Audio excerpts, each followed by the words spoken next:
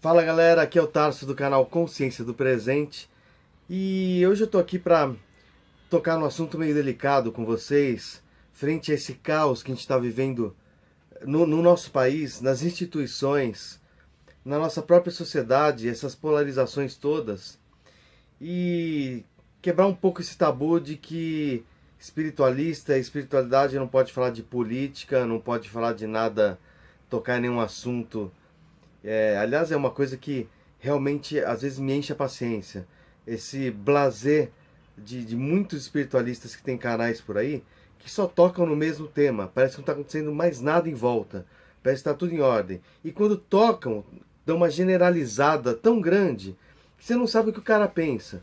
Então eu vou tirar um pouco essa indumentária blasé e, lógico, vou dar minha opinião, mas convidando vocês todos a refletirem comigo. Por que esse caos está instaurado? E se você acha que nós não estamos vivendo num caos, se você acha que a palavra caos tem uma conotação negativa, pensa comigo. O caos é tudo aquilo que aparentemente traz uma desordem, mas que vai ensejar uma vontade nossa interna de colocar as coisas em ordem. E esse colocar as coisas em ordem possibilita uma reformulação, uma repaginação de tudo aquilo que a gente pensa, de tudo aquilo que a gente tem sido, ou tudo aquilo como a gente tem encarado as coisas até então. Então, deem o seu devido valor ao caos, porque ele possibilita uma certa reforma íntima, isso tanto como pessoal, né, num nível mais pessoal, como num nível coletivo. Então, eu estou convidando vocês a refletirem comigo. Até que ponto nós somos responsáveis pelo que está acontecendo no nosso país? Não vou nem falar num nível mundial, no planeta como um todo, porque daí a gente vai rachar muito a cuca. Eu estou dizendo no nosso país, no Brasil, nosso cantinho aqui. Será que a gente influencia? Será que a gente não influencia? Será que tudo aquilo que a gente pensa, fala e faz reverbera no todo? Olha, eu acredito que sim, por várias maneiras. Quando a gente emite uma opinião, normalmente a gente arrebanha pessoas que têm a mesma opinião que a gente. Quando a gente arrebanha, né, em termos de rebanho mesmo que eu vou falar, quando a gente arrebanha pessoas que pensam igual, a gente forma uma certa massa crítica. Então a gente forma um núcleo que esse núcleo de pessoas que pensam da mesma forma exalam isso, conseguem propagar isso de alguma forma, ainda mais pelas mídias sociais hoje, que facilitam muito o processo, apesar de a mídia social tribalizar muito. A gente imaginava que a internet ia ser uma baita ferramenta de união dos povos, que as pessoas iam poder se entender melhor ou trocar informação mais rápido, promover diálogo. Mas não, não adianta a ferramenta externa, adianta o que a gente é como ser humano. Então, enquanto o ser humano for sectário, radicalzinho, né, apegado às ideias, apegado ao que pensa, como se fosse a única verdade. E, gente, eu não estou falando isso, quando eu estou falando isso para vocês, pensa no seguinte: vamos todos nós nos colocar nessa bacia. Eu não estou falando aquele lá ou outro lá. Não, todos nós somos apegados em qualquer coisa. Então vamos pensar direitinho, por favor. Eu peço isso, que é um exercício de uma baita reflexão, um baita desapego, que está na hora de a gente começar a agir dessa forma, para poder formar uma outra massa crítica, que é aquela massa crítica que eu posso dizer de pessoas a fim de conviverem bem juntas. Pessoas que estão num consenso, enquanto no que diz respeito e que a paz deva imperar apesar das diferenças.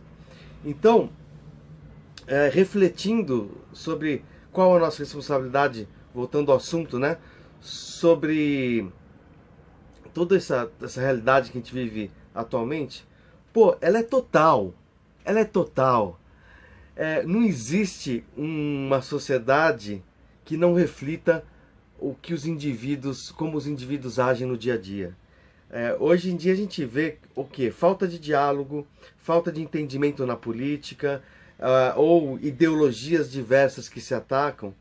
E quantas vezes nós não somos assim com o nosso marido, com a nossa esposa, com o irmão, com a irmã, mãe e pai, relacionamentos íntimos de amizade. Isso é um espelho largo, né? É um espelho amplo do que nós somos individualmente. O ser humano não aprendeu ainda a compreender que o outro pensar diferente, o fato do outro pensar diferente, não invalida uma boa convivência, não invalida uma busca comum por um entendimento. Então, olha, gente, para começar, o que a gente tem, que eu sugiro que a gente deva fazer é uma autoanálise de tudo aquilo que a gente não, todo aquele osso que a gente não consegue largar. Seja esse osso, aí eu vou entrar na minha opinião particular em relação à política, tá? Independente do nosso presidente Luiz Inácio da Silva ser inocente ou não, por que essa mitologia em volta desta pessoa? Né?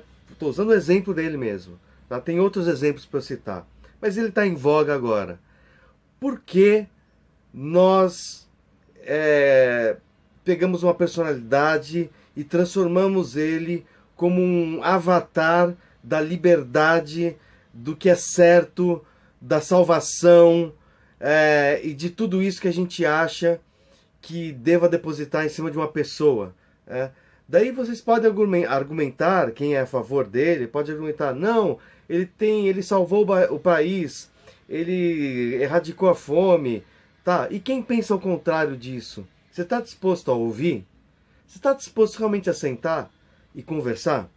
Não, porque aquela pessoa tem tal ideologia, então ela é fascista, ou ela é neoliberal, ou ela é vendida para os bancos internacionais, para esse sistema repressor. Então, a partir daí, cara, danou-se, ferrou qualquer possibilidade de você conversar com alguém. Danou-se. Você não vai conseguir nunca trocar ideia. Porque se já parte do pressuposto que o outro está contra você. E vou falar vice-versa agora. Vou falar mesmo. Porque, cara, eu não sou de direita nem de esquerda. Eu tenho umas ideias pessoais. Acho realmente que o Lula tem uma responsabilidade nesta merdona que aconteceu aí no Brasil. Como tantos outros políticos de outros partidos. Sabe? Os caras pisaram na bola mesmo. Né? Zoaram com o esquema. Acabaram com aquela possibilidade do Brasil alavancar realmente para um cenário, um país que faça parte de um cenário mundial, de um país desenvolvido, um país de ponta. Os caras atrasaram o país, tá? Não só Lula, mas todos os outros partidos que o apoiaram e todo um esquema, né, montado que independe de partido nenhum. É um esquema político do Brasil que deram continuidade nesses governos aí, principalmente nesse que dito salvacionista, né, que ia tirar o Brasil da miséria e colocar o Brasil num patamar aí de uma sociedade mais justa, tal. Então, deem minha opinião, tá? Espero que vocês respeitem e dialoguem aqui nos comentários do vídeo. Mas continuando, cara, por que a gente é tão apegado às coisas que a gente acredita? Por que a gente não é proibido acreditar, mas por que a gente não tem uma ideia, uma noção de que as crenças são temporárias?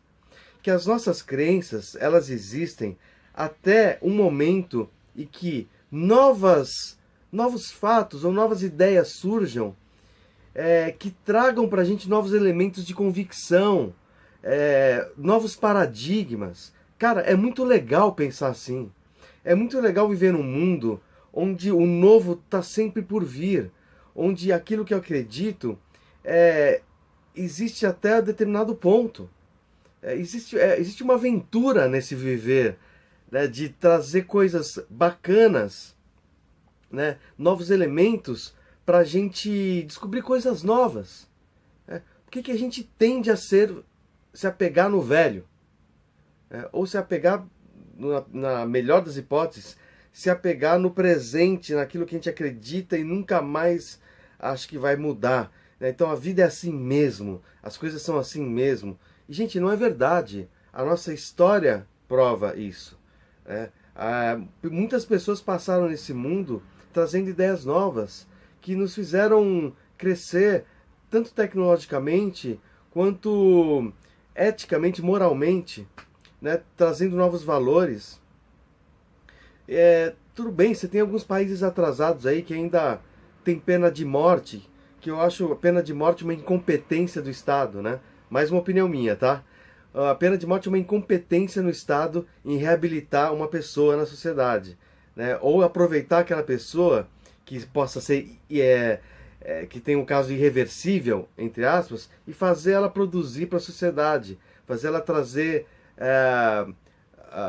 produzir, né, no termo geral, né, trabalhar para a sociedade. Então, existem países que acham que a morte realmente resolve tudo, né?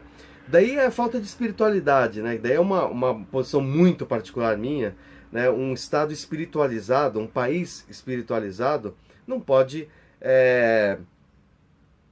concordar com a pena de morte, porque sabe que ninguém morre, né? Eu tô falando um futuro hipotético, que a gente vai chegar num dia nisso, pode demorar milênios, mas a gente vai chegar num estado espiritualizado, que nada mais é do que um estado que tenha consciência, né? Um país, ou uma nação, ou um planeta até, que tem consciência de que existem outros planos de manifestação da consciência. Isso aí é papo que dá pano para manga, né? Mas enquanto isso não acontece, vamos apelar pela caridade e pela noção de que o ser humano, sim, ele pode mudar um dia, né? Mas isso depende de uma proatividade coletiva também, né? De dar elementos novos àquele cidadão que de repente vem de uma realidade, não digo realidade pobre ou uma realidade miserável, mas de uma realidade de vida pessoal, onde ele não teve muito acesso a alguns valores, tá? Não teve ainda experiências de comoção para que ele possa mudar a sua forma de agir perante as coisas e as pessoas. Tá? Então a gente tem responsabilidade sim pelo outro, não em mudar o outro, mas em oferecer ao outro uma oportunidade de mudança. Então, gente, eu acho que é um momento interessante a gente pensar que tudo isso que está acontecendo no país, nós não podemos tirar o rabo da reta. Tá? A gente tem responsabilidade sim, porque é assim que a gente age nos âmbitos individuais. É assim que a gente age na nossa família. É assim que a gente age nas nossas relações íntimas. Nós somos tendenciosos, somos apegados às nossas crenças pessoais e nós elegemos salvadores todo dia. Todo dia a gente elege salvadores, né? Então, seja você na tua igreja, onde o padre vale mais do que tudo, vale mais do que o teu bom senso, o pastor, o guru espiritual. Então a gente está sempre elegendo pessoas que valem mais do que nós mesmos. A gente tem um complexo de inferioridade desde a infância. Isso é um pouco culpa das religiões ocidentais, que colocaram aquela noção de um Deus onipotente, do pecado, e embaixo de tudo isso estamos nós, ó sofredores e pagadores de karmas, né? Então, tá na hora de uma reformulação importantíssima na nossa forma de encarar o mundo. Mas antes disso acontecer, a nossa forma de encarar nós mesmos. Poxa vida, você tem uma baita de uma força interna para mudar a tua realidade. É só você acreditar nisso. Não existe caso que você não consiga solucionar. Não existe fundo do poço. Não existe isso. O que existe são problemas de menor e maior complexidade, mas acima de todos eles estamos nós, seres humanos, livres, que não se submetem a nenhum tipo, não deveriam pelo menos se submeter a nenhum tipo de ordem hierárquica, né, que tenha poder sobre nós mesmos. Tá? Então, eu estou falando isso não num grau de organização da sociedade, que existe o pacto social, a gente tem que responder por normas e leis, né, para manter uma ordem social. Mas que essa ordem social tenha um limite na nossa liberdade individual, que ela não avance essa liberdade, né, que ela possa organizar a sociedade como um todo, mas dentro dos parâmetros de liberdade de ir e vir, liberdade de pensamento, liberdade de expressão. Então, isso que eu estou querendo dizer, né? Dentro desse fator de liberdade, não existe hierarquia. Não é porque o cara tem um título de juiz, ou promotor, que ele tenha ou qualquer outro tipo de título, tá, gente? Sacerdote, o papa, seja o que for, que ele tem poder de decidir a sua vida no âmbito das inter-relações, tá? Não dá. Então, puxa vida, eu acho que a gente tá na hora de acabar. O Papa Francisco tá quebrando alguns tabus. Eu tô achando interessantíssimo esse Papa. Ele, eu não sei exatamente o detalhe do que ele disse, mas ele afirmou algo parecido, que o inferno não existe. Isso quebra um baita paradigma da igreja e das crenças como um todo. Das crenças como um todo. Não porque ele disse, mas ele lança essa reflexão. Pô, a gente vem acreditando num inferno plantado por algo ao longo da história que quer que a gente se submeta ao medo, quer que a gente se submeta a algo repressor, né? Então, ele lançou essa polêmica, polemizou total, e a igreja tá puta com ele, mas é pra gente refletir, o inferno é realmente algo que a gente compra, ou é algo que a gente aceita, né, no nosso dia a dia, ou realmente esse inferno é aquele grau que a gente dá de caos, né, ou aquela interpretação sobre o caos que pode ser tão benéfico para as nossas vidas. Então, não sei se eu fui bem claro agora, né? No fundo, o que eu quero dizer é o seguinte: o inferno assim como o paraíso também, né? Esses opostos são pontos ideológicos que a religião, e que vem desde a filosofia lá, que Platão zoou com o mundo quando criou o plano das ideias, o plano fenomênico, né? O plano do perfeito e o plano do imperfeito. Então vem desde lá, e a religião deu uma roupagem para isso, em termos de céu e inferno, de que nunca a gente vai ter uma felicidade nessa vida, a não ser que paguemos penitências, né? Então a nossa felicidade sempre está prometida em algum lugar no futuro, né? Num espaço celestial, nunca no aqui e agora. Vocês entendem o que eu estou falando? Então eu acho que eu vou deixar esse ponto de reflexão pra gente, cara, para de acreditar nas coisas como se elas fossem rígidas, como se elas fossem engessadas.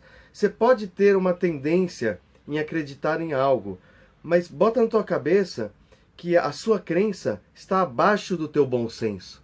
A tua crença não pode te tomar a ponto de você perder a lucidez. Tá legal, gente? Então é isso que eu queria dizer hoje. Não sei se eu fui confuso, mas me deu esse impulso de falar para vocês essas coisas aí pra gente refletir, tá legal? E, por favor, a minha página começou há menos de um mês. Acho que já vai fazer um mês. Eu tô muito ainda, eu não tenho habilidade aí no YouTube em divulgar, eu tenho a página lá no Facebook e tal. Então eu preciso de vocês para me ajudarem, se vocês curtem essa pegada da página Consciência, do canal Consciência do Presente, em compartilhar informações, envolver espiritualidade, envolver autocrítica, envolver diálogo e promover um mundo um pouco mais lúcido, né, um pouco mais consciente, né, sair desse lodo que a gente vem vivendo, né, em vários patamares aí da nossa vida pessoal e coletiva. Tá legal? Por isso eu peço para vocês curtirem, compartilharem e se inscreverem nesse canal no YouTube. Não adianta curtir o vídeo no blog lá do Facebook, tá? Por favor, entrem no YouTube, apertem inscrever-se e curtam, compartilhem essa página para que o meu canal sobreviva, tá legal? Obrigado, gente. Tudo de bom pra vocês. Até a próxima. Fui!